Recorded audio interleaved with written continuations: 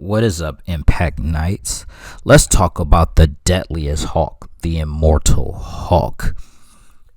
This Hawk is a brand new Hawk. Hawk has many different forms, but this Hawk specifically is brand new. But before I begin this video, I want you to hit that like button, hit that subscribe button, and post a comment below and let me know what you think about the Immortal Hawk. So I want to make sense of Bruce Banner's return to the living. For all those who do not know, in Civil War, Hawk was dead. Bruce Banner, he was dead. But his return comes from a contest between the Grand Master and a fellow elder that is going by the name The Challenger. Now, most of you know who the Challenger is. He's the one that holds the contest of champions. The Challenger is a new creation, but the thing is that the Challenger was the original Grand Master. This is what you call a retcon, which stands for retroactive continuity. How they work is that you have a story with decades of history. Then you have a writer add to that already existing history, for example, the century. A retcon, if done right, can add great things to an already good story. So how the elders operated was each elder would name themselves after what they did. Something like the Collector, just to give you an idea. But besides the titles, they will also have their legitimate names. There was also two elders who did the same thing, so they will often compete to see who was the best. One of them decides to name himself the Grand Master, and the other one, named Indui, decides to banish the original Grand Master outside of time and space and endless darkness. He had to wait until the universe, who was young at the time, to die. In the event of Secret Wars, during the incursion, the universe dies, and Mr. Fantastic fixed everything. It ends up releasing the elder who was stuck in time and space. One of the first things upon his release is to hunt down Indui, who is going by the Grand Master at this point. The elder wasn't too happy when he sees Indui. He yokes him up, and from this point on, he was known as the Challenger. But instead of just outright killing Indui, he makes a proposition to play a game for the price of Indui's head. Either way, the Challenger plans on killing Indui, especially if he cheats. During the time the Challenger has been away, he has been setting some plans in place because he knew he was going to challenge the Grand Master again, with the stakes being death. So how the game goes is that each of them will have their choice of contender to collect and retrieve Paramoids, with the game being 3 out of 5 to win. Indui suggests that they use Earth as the battleground. For one, it has moved from our solar system. Two, the heroes that are on Earth at the time will be used as obstacles that the contenders must go through. This is where we see how the Challenger set his preparation, because he intentionally chose a team of 6, which is the Black Order, while the Grand Master team is the Lethal Legion, a team of 7. Just to give you a brief summary of who the Lethal Legion is, they are a team of supervillains that debuted back in Avengers 78 of July of 1970. They have 7 iterations with this new Lethal Legion composed to fight the Black Order. Let me know if you want a separate video about the Lethal Legion and I'll do it. So when the teams appear in front of each other, they instantly attacked each other. I'm not going to lie, when I saw this, I was like, damn. But anyway, the point of the game is to capture the most Paramoids. Each Paramoid has an element to either protect itself or cause whatever catastrophe it is through the course of the game. So how the game is set up is when a member of either team grabs his Paramoid, then it's transferred back to the Grand Master game room in a crystal. The Challenger's up 2 now because Black Dwarf retrieved 1 while the Human Torch retrieved the other one. So how this game works is that when an obstacle gets a Paramoid, then that counts against you, which is why the Challenger is up 2 right now.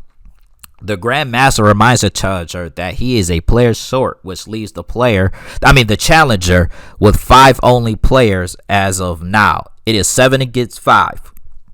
The Grandmaster feels he has the advantage at this point, but the Challenger laughs it off, telling the Grandmaster that he intentionally was a player short. He decides to reveal his ace in the hole, who was 6 feet deep in Arizona during the Secret Empire storyline, for those who didn't read Secret Empire.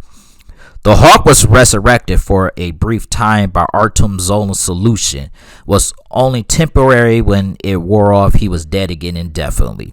The Challenger did his homework on the Hawk. He chose the Hawk because he understood the Hawk's rage. The Challenger felt he could relate to the Hawk because of the relationship with the Grandmaster. How the Challenger sees it, Bruce Banner is the Grandmaster because he made the decision to try to permanently take out the Hawk by asking Hawkeye to shoot him with an arrow laced with gamma radiation. To the Challenger, it was no different from the Grandmaster denying him his name and existence, which is why he chose the Hawk. When the Challenger bring in the Hawk, things get crazy because a wild card is on the board. Because when the Earth got displaced in the beginning of No Surrender, it seems like it has similar effects like the incursion. Also, we see a new character by the name of Voyager, who appears to be one of the original members of the Avengers. And during the mission with the Avengers, she seemed to have been killed in action and erased from some memories. There were some who remember who she was, like Quicksilver, but with the Earth being displaced, she was able to make a return to Avengers. But Voyager has been keeping a big, and I mean a big secret, and that secret is Indui is her father, and she is the 8th player on the Grandmaster team, whose role is to move the pyramid so the Hawk can get to it. We also get her true origin, where it is revealed that she has been helping the Grandmaster cheat for eons. She planted false memories in the Avengers, leading them to believe that she is an original member of the Avengers, which means the Grandmaster has been cheating this whole time. Now, the Hawk, who has gone through all the extra stuff to get to the last period, not letting anything stop him. Now, this is important. This Hawk is unknown because he isn't saying a word. He's just brutally beating people by breaking Captain Glory's spine, and what he does to Metico, the face of the Grandmaster, it like gives it away. It was brutal. The Avenger was alerted that the Hawk is back, and their reaction is priceless, to say the least. Because they know they are no match for the Hawk. The Avengers tried their luck, and as we all guessed it, they got their butts whooped. They got their ass kicked. It's just no way around it. It doesn't, like, for example, it doesn't end well for Enigma, who gets tossed like a rag doll, and Cannonball gets slapped so hard his body starts twisting in the opposite direction, with Quicksilver catching him and running the opposite away from the Hulk. Then they send in the Red Hawk, who is General Robert Maverick at this point and in time. Dr. Tony recognizes that Red Hawk doesn't stand a chance against the Green Hawk, has Rock use armor. But as we all know, he gets beaten by the Green Hawk. When his hit points gets low, the Hawk finishes him by absorbing the gamma out of his body. The Scarlet Witch releases Vision using her hex magic, but the Hawk initially ignored them until Vision faces through the Hawk, which gets his attention, giving Quicksilver enough time to get Maverick out of there.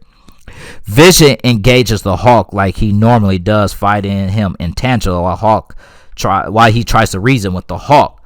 When he realizes it's not working, he goes for the reach and the scramble of the brain, but midway through, the Hawk smashes his solar gem, scrambling Vision.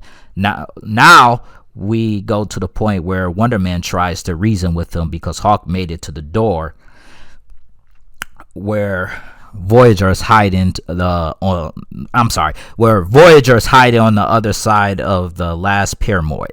Hawk begins to tell Wonder Man how he never really liked him. He lets Wonder Man know that when the Challenger woke him up to get the pyramid, that he finally understand what he was doing.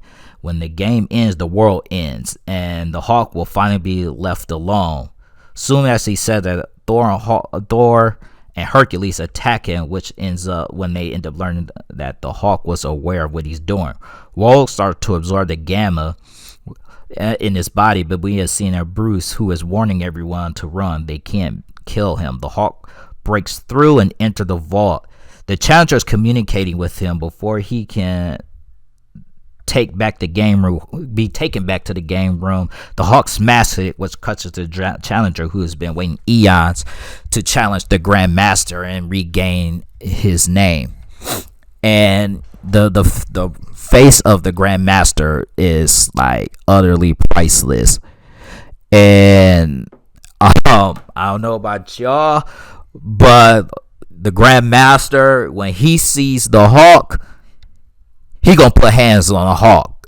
That's all I'm gonna have to say. He's gonna really put some hands on the Hawk. But I just wanted to like give you guys a little bit brief like history of this new Hawk. I would recommend, like I said earlier, I recommend you guys to go read Immortal Hawk. It's a really great book, and it's written like a horror movie, like a horror comic book, which is great. And what they're doing with Hawk is amazing. I hope they actually put this Hawk into the Marvel Cinematic Universe. But if you guys liked this video, hit the like button, hit the subscribe button, and post a comment below, and we can have a discussion about it. Peace.